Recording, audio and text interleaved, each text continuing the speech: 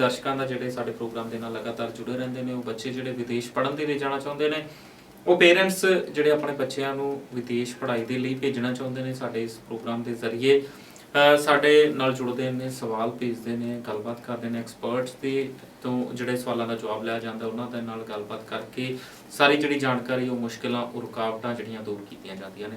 ਸੋ western Overseas ਤੋਂ ਪ੍ਰਦੀਪ ਬਾਲਿਆਂ ਜੀ ਨੂੰ ਅੱਜ ਫਿਰ ਸੱਦਾ ਦਿੱਤਾ ਗਿਆ, ਗੱਲਬਾਤ ਕਰਾਂਗੇ ਸਟੂਡੈਂਟ ਵੀਜ਼ਾ ਦੀ। ਪਹਿਲਾਂ ਸਵਾਗਤ ਕਰਦੀ ਸਰ, ਬਹੁਤ ਬਹੁਤ ਸਵਾਗਤ। ਥੈਂਕ ਯੂ, ਸਤਿ ਸ਼੍ਰੀ ਅਕਾਲ ਦੋਸਤੋ ਜੀ। ਸੋ ਜਿਵੇਂ ਕਿ ਗੱਲ ਕਰਦੇ ਆ ਆਸਟ੍ਰੇਲੀਆ ਦੀ, ਕੈਨੇਡਾ ਦੀ ਜਾਂ ਯੂਰਪ ਦੀ ਜਾਂ ਕਿਸੇ ਵੀ ਕੰਟਰੀ ਦੀ ਜਦੋਂ ਬੱਚਾ ਅਪਲਾਈ ਕਰਨਾ ਚਾਹੁੰਦਾ ਹੈ, ਪਰ ਅੱਜ ਜਿਹੜੇ ਹਾਲਾਤ ਨੇ, ਚਾਹੇ ਕੈਨੇਡਾ ਦੇ ਵਿੱਚ ਕਹਿ ਲਓ ਜਾਂ ਆਸਟ੍ਰੇਲੀਆ ਦੇ ਵਿੱਚ ਕਹਿ ਲਓ, ਕਿ ਰਿਸਰਚ ਦੀ ਬਹੁਤ ਜ਼ਿਆਦਾ ਜ਼ਰੂਰਤ ਪੈ ਗਈ। ਪਹਿਲਾਂ ਅਸੀਂ ਕਿ ਕਿਹੜੇ ਕਾਲਜ ਜਾਈਏ, ਕਿਹੜੇ ਕੋਰਸ ਚਾਹੀਏ, ਅੱਜ ਜਿਹੜੀ ਸਭ ਤੋਂ ਵੱਡੀ ਰਿਸਰਚ ਹੈ ਕਿਹੜਾ ਕੰਸਲਟੈਂਟ ਦੇ ਕੋਲ ਜਾਈਏ ਜਿਹੜਾ ਸਾਨੂੰ ਚੰਗੀ ਸਲਾਹ ਦੇਵੇ।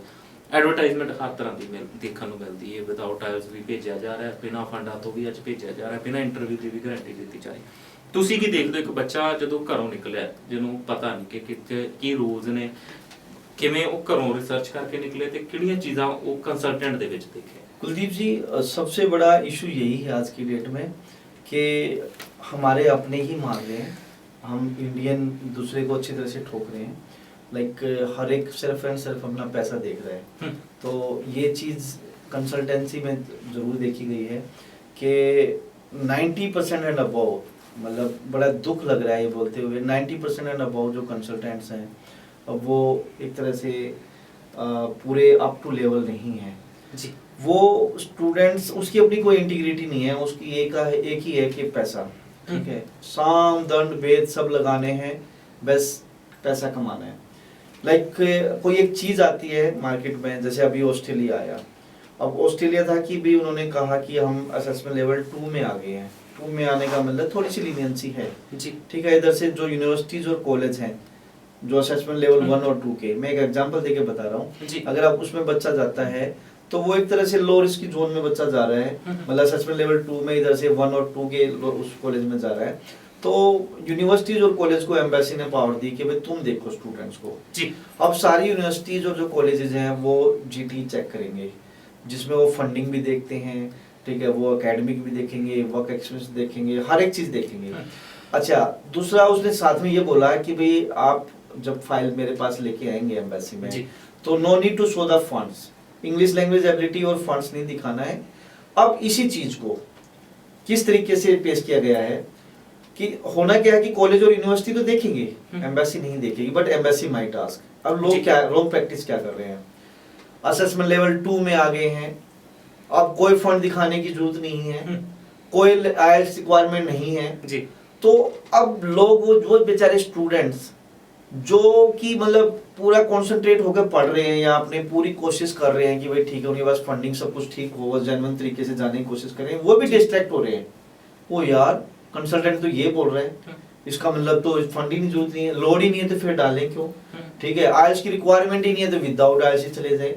कहीं ना कहीं ये जो चीजें लोग कर रहे हैं वो अप टू लेवल नहीं है, पहली बात। बच्चे डिस्ट्रैक्ट हो रहे हैं, दूसरी बात, तीसरी बात, उनका करियर स्पॉइल हो रहा है, क्योंकि बच्चा बच्चा ही है। अभी वो बेचारा जो 18 साल का 19 साल का है, क्या समझ है उसको, या पेरेंट्स जिन्होंने मतलब नहीं देखा है कंसल्टेंट सही तरह से, या जिन्होंने जिसको रूल्स नहीं पते हैं वीजा ऑफिसर के क्या, मतलब एम्बेसी क्या रूल है, तो वो भी मतलब एक तरह से इजी प्रोसेस में चले गए हैं कि चलो यार जब जरूरत ही नहीं थी क्यों, क्योंकि हर एक ऐड इस तरह से आ रही है। तो ये सबसे बड़े दुख की बात है कि हम अपने ही स्टूडेंट्स को ठोक रहे हैं, अपनी रोजी रोटी पे लात मार रहे हैं, ठीक है, किस तरीके से मिसगाइड करके, आ जाओ पैसे मुझे दे जाओ, ठीक है, जो इस तरह से बोल रहे हैं ना कि फंड रिक्वायरमेंट नहीं है, अपने बैंक में अपने उसमें ऑफिस में बुला के बोल रहे हैं जी फंड रिक्वायर्ड है, बट इतने पैसे लगेंगे, फंड असी शो करेंगे, इतने पैसे लगेंगे। तो अपने पेट पे खुद पैर, अपने पेट पे लात मार रहे हैं लोग जी, ठीक है, उस तरह से। क्योंकि अगर अच्छा बच्चा जाएगा आगे, जिसके पास फंडिंग ठीक है, जिसके पास जेन्युइन सब कुछ है, तो वो आगे जाके पढ़ेगा जी, ठीक है। जो बच्चा इस तरीके से फेक डॉक्यूमेंट के साथ, फेक फंडिंग के साथ जाएगा, तो हमेशा डर में रहेगा, फियर में जिएगा। वो इतने पैसे एक्स्ट्रा पैसे देके जा रहा है, तो एजेंट्स ने उसको कहीं ना कहीं एक्सप्लॉइट किया, तो वो जाकर पढ़ेगा थोड़ी, वो पैसे जो उन्होंने लगाए हैं उसको मतलब निकालने की कोशिश करेगा, किसी न किसी तरीके से, चाहे इलीगल काम करे जी, एक्सेस में काम करे, तो कहीं ना कहीं हमारे पेट पे खुद लात मारने वाला काम हो रहा है। तो ये सबसे बड़ी रॉन्ग प्रैक्टिस है। तो एक चंगा कंसल्टेंट दोस्तों चूज करो। चंगे का मतलब ये है कि जो जेन्युइन आपको बताए, जो सच्चाई में बिलीव करे, जो आपसे 2 रुपये महंगा ले ले चाहे, लेकिन आपको सच्चाई के साथ, आपको धोखे में रखे ना रखे, जेन्युइनिटी बताए, जेन्युइनिटी के साथ आपको कोर्स सिलेक्शन दे और अच्छे सारे डॉक्यूमेंटेशन ठीक तरह से बताए, आपकी पूरी प्रिपरेशन करे, अच्छा कोर्स दे, अच्छा कॉलेज दे, तभी आपका वीजा निकलेगा। अदरवाइज आप धोखे में रहेंगे। और मैंने ऐसा भी देखा है, जो रॉन्ग प्रैक्टिस करने वाले हैं स्टूडेंट, उसके पास ज्यादा चले जाते हैं। ठीक है, जाते हैं क्योंकि वो एक बार तो बच्चा जाएगा ना, ऐसी एड जब देखेगा, बच्चे को तो ना भी नहीं करनी ना, शॉर्टकट होगी ना, वो तो शॉर्टकट होगा जी। लेकिन इस तरीके से इसमें क्या होता है कि जो स्टूडेंट जेन्युइन नहीं है, चलो वो फंस गए, वो एक अलग बात है जी। जो जेन्युइन स्टूडेंट है वो फंस के अपनी रिजेक्शन लेके जब अपना करियर स्पॉइल करते हैं, वहां दुख सबसे ज्यादा लगता है। ਤਰਾਸਦੀ ਵੀ ਇਹੋ ਹੈ, ਤੁਸੀਂ ਅੱਜ ਬੱਚੇ ਨੂੰ ਮਨਾ ਕਰ ਦੋ ਤੇਰਾ ਨਹੀਂ ਹੋ ਸਕਦਾ, ਪਰਸੈਂਟੇਜ ਘਾਟੇ ਜਾਂ ਆਇਲਸ ਜਿਹੜੀ ਇੰਪਰੂਵ ਕਰ ਲਿਆ, ਬੱਚਾ ਉਹ ਨਹੀਂ ਕਰੇਗਾ, ਬੱਚਾ ਦੂਜੇ ਕੰਸਲਟੈਂਟ ਕੋਲ ਚਲਾ ਜਾਏਗਾ ਜਿਹੜਾ ਹਾਂ ਕਹਿ ਦੇ, ਚਾਹੇ ਉਹ ਤੀਜਾ ਚੌਥਾ, ਬਾਕੀ ਸਾਰੇ ਉਹਦੇ ਲਈ ਜਿਹੜੇ ਕੰਸਲਟੈਂਟ ਉਹ ਕਹਿ ਦੇਗਾ ਕਿ ਉਹਨਾਂ ਦਾ ਕੋਈ ਸੈਟਿੰਗ ਨਹੀਂ ਸੀ ਜਾਂ ਉਹਨਾਂ ਦਾ ਐਕਸਪੀਰੀਅੰਸ ਨਹੀਂ ਸੀ, ਹਾਂ ਆਹ ਕੰਸਲਟੈਂਟ ਮੇਰਾ ਵੀਜ਼ਾ ਲਵਾ ਦੇਗਾ, ਉੱਥੇ ਫਸਦਾ ਵੀ ਹੈ ਬੱਚਾ ਜਾ ਕੇ। ਸੋ ਖੁਦ ਰਿਸਰਚ ਕਰਨ ਦੀ ਲੋੜ ਹੈ, ਅੱਜ ਖੁਦ ਜਾਗਰੂਕ ਹੋਣ ਦੀ ਜ਼ਰੂਰਤ ਹੈ। ਜਿਹੜੀਆਂ ਚੀਜ਼ਾਂ ਤੁਹਾਨੂੰ ਇੱਕ ਕੰਸਲਟੈਂਟ ਦੱਸ ਰਿਹਾ ਉਹ ਸਾਰੀਆਂ ਤੁਸੀਂ ਅੰਬੈਸੀ ਹਾਈ ਕਮਿਸ਼ਨ ਦੀ ਵੈਬਸਾਈਟ ਤੋਂ ਕ੍ਰੋਸ ਚੈੱਕ ਕਰ ਸਕਦੇ ਹੋ। ਇੰਟਰਨੈਟ ਜ਼ਰੀਏ ਹਰ ਇੱਕ ਚੀਜ਼ ਜਿਹੜੀ ਤੁਸੀਂ सर्च करके जान सकते हो, हर एक कॉलेज ਦੇ ਨਾਲ भी गलबात की जा सकती है। अभी मैं जैसे मैंने पहले भी बताता रहा हूँ, मैं ऑस्ट्रेलिया इंटरनेशनल एजुकेशन कॉन्फ्रेंस जो कि 10 अक्टूबर को, अभी ज़्यादा टाइम नहीं हुआ है, होबार्ट में हो रही थी। वहाँ पे एजुकेशन मिनिस्टर भी थे, ठीक है, इसके अलावा डिफरेंट यूनिवर्सिटीज और कॉलेज भी था।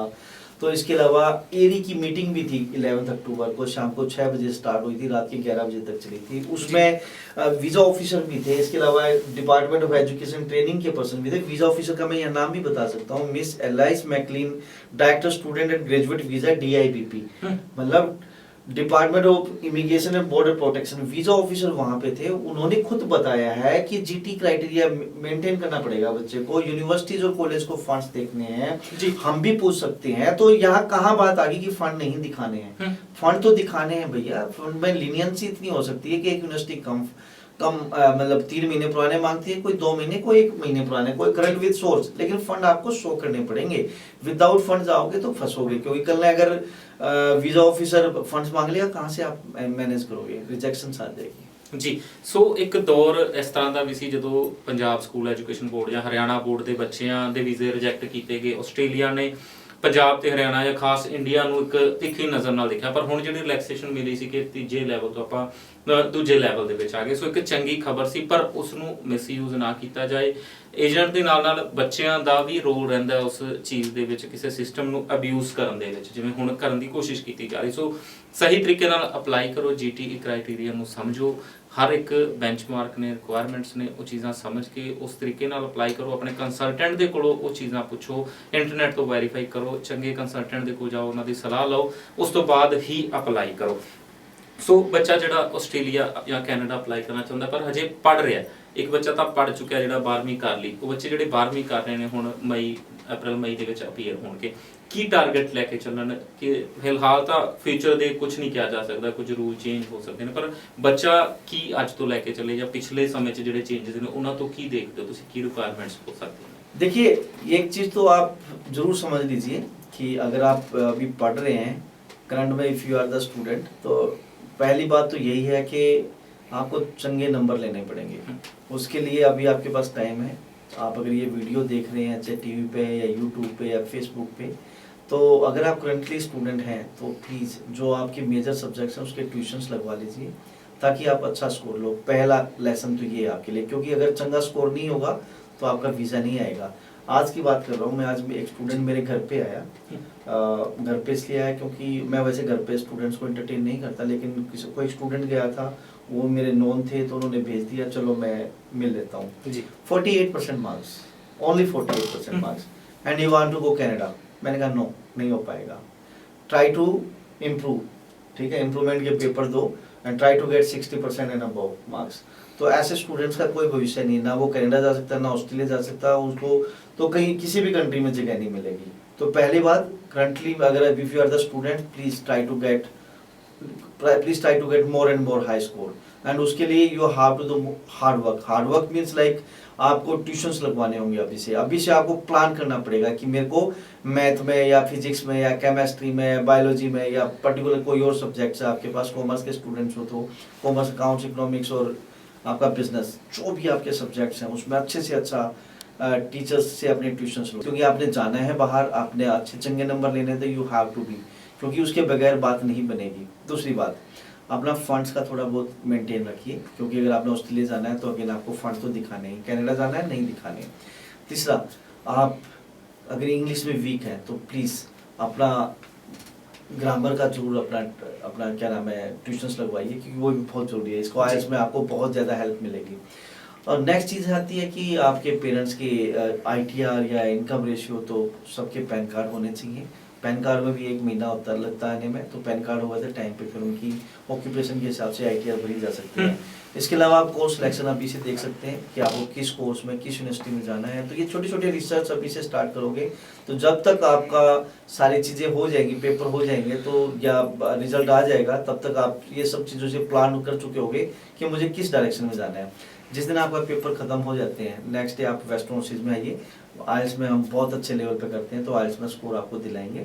और साथ साथ में क्योंकि आप हमारे पास 2 या 3 महीने रहेंगे, तो यूनिवर्सिटीज और कॉलेज के डेलीगेट्स आते हैं, उनसे मिलने का मौका मिलेगा, अदर स्टूडेंट जो पढ़ रहे हैं उनसे मिलने का मौका मिलेगा जो आइल्स कर रहे हैं, और काउंसलर से काउंसलिंग ले सकते हैं अबाउट पर्टिकुलर कंट्री जिसमें भी आपने जाना है। सो सर, शो ਦੇ ਵਿੱਚ ਆਉਣ ਲਈ ਸਾਰੀ ਜਾਣਕਾਰੀ ਦੇਣ ਲਈ ਸ਼ੁਕਰੀਆ। Thank you sir. ਕੋਈ ਵੀ ਗੱਲਬਾਤ ਕਰਨਾ ਚਾਹੁੰਦੇ ਹੋ ਵੈਸਟਰਨ ਓਵਰਸੀਜ਼ ਨਾਲ ਸਿੱਧਾ ਰਾਬਤਾ ਕੀਤਾ ਜਾ ਸਕਦਾ ਹੈ, ਗੱਲਬਾਤ ਕੀਤੀ ਜਾ ਸਕਦੀ ਹੈ। ਪ੍ਰੋਗਰਾਮ ਨੂੰ ਖਤਮ ਕਰਦੇ ਹਾਂ। ਮੈਨੂੰ ਯਾਨੀ ਆਪਣੇ ਦੋਸਤ ਕੁਲਦੀਪ ਨੂੰ ਦਿਓ ਆਗਿਆ। ਧੰਨਵਾਦ।